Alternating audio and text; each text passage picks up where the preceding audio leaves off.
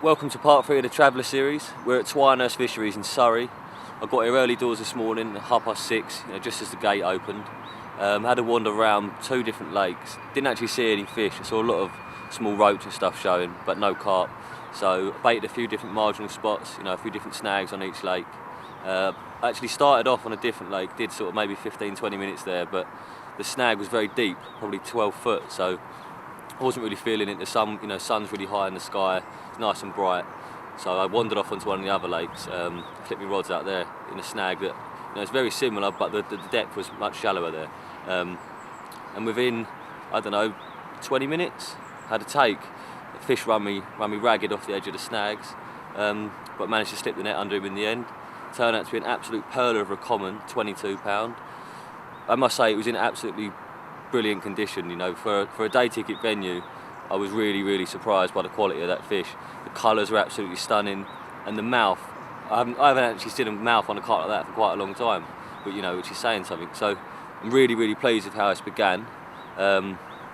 We've got another 24 hours left pretty much, so hopefully things will carry on the same and we'll bag a few more. Right, the snaggy bay I caught the fish from is directly behind me. There's 3 or 4 fish in there now still. So I'm going to put another handful of bait in, exactly what I did exactly the same as I did this morning. I put maybe 10 or 12 crushed up cell into the swim, and when I caught the fish it was already passing the bait, so that's a really good sign. They obviously want to eat it. I'm going to drop a few more in, go back round and flick another choddy out there.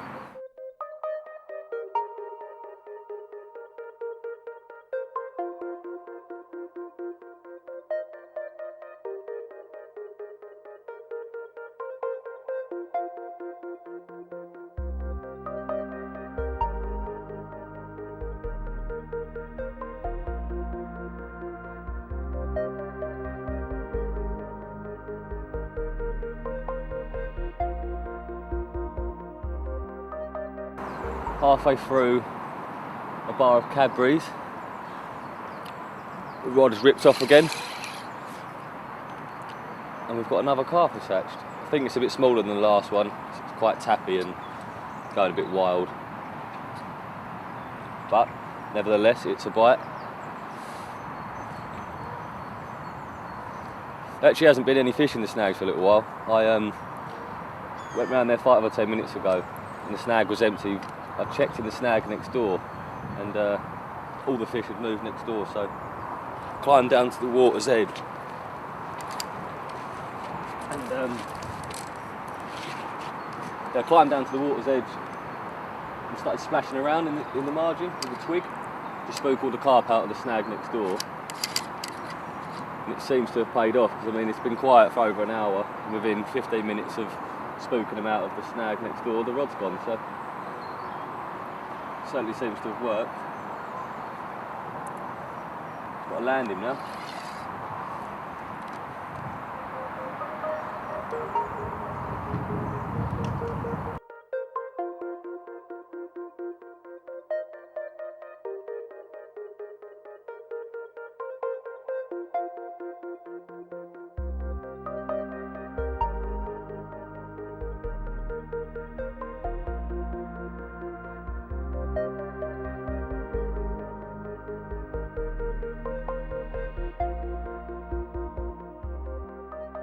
Right, carp number 2, another lovely dark little common on the Chod Rig once more, fish alongside that snag I showed you earlier on.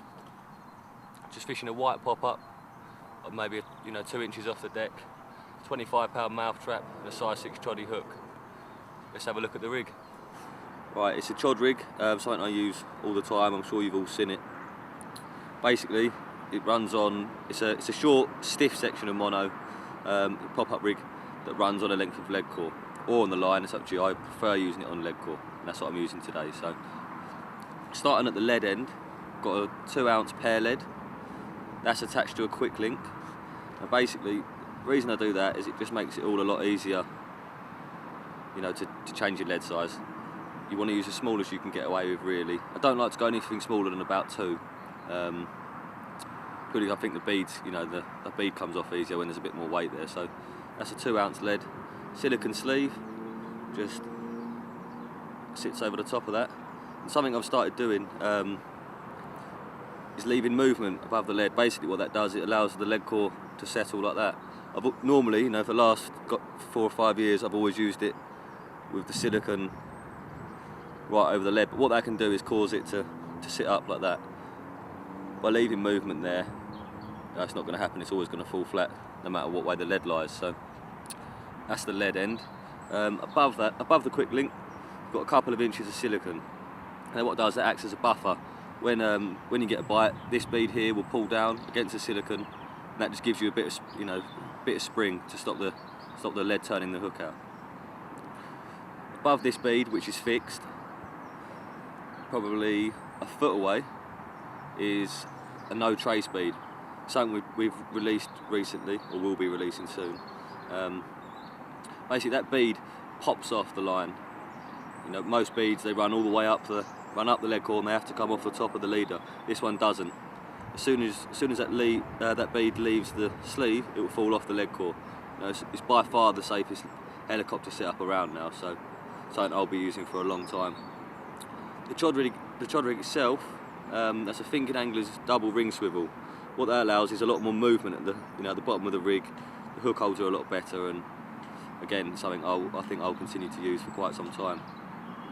Size 6 choddy hook beneath the bait, which is a 15mm Baitworks pop-up.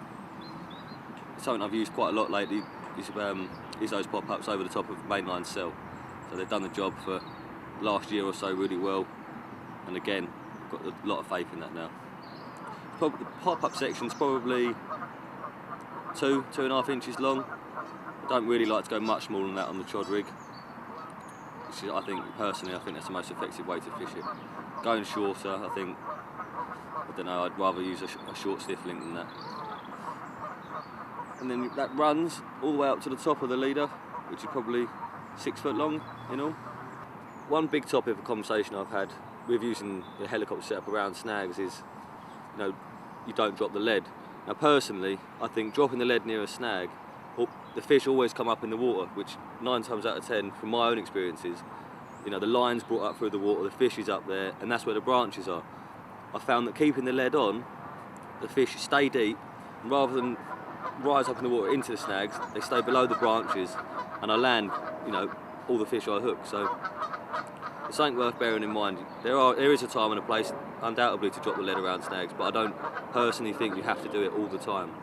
As long as your helicopter system is safe, I think you'll be fine. I've moved swims again. I've been here probably half an hour, 45 minutes now. The fish have been in the snags down to the right all day. They started off in one set, and as the day wore on, they moved into another set, which was sort of out of my casting range from where I was. So what I've done is I've moved 3 or 4 swims round to the right, which gives me access to the snag bush. You know, they spent the later part of the day in. I'm fishing off the front of it. You know, I haven't gone too tight. Fishing in, you know, quite deep water, probably 12 foot. But I'm pretty sure they're either going to turn back up there in the morning. Might even be a couple in there now, and you know, that's a good bet. Plus I've got all the open water in this swim, so put 2 rods in open water, 1 off the snag, nice spread of boilies in open water, just a handful over the snag. Touch wood, we'll have some action through the night. Last night I mentioned I moved swim and fished left down my margin to a snag. I put 2 rods in open water. Unfortunately, the 2 rods in open water produced nothing. The snag bush did. This is the result. Another clonking 21-pound common. As you can see, you know, the conditions bang on, just like the others have been. Lovely dark old fish. It's made a lovely end to what's been a great 24 hours at Twynhurst Fisheries. Join us next time, and hopefully there'll be plenty more.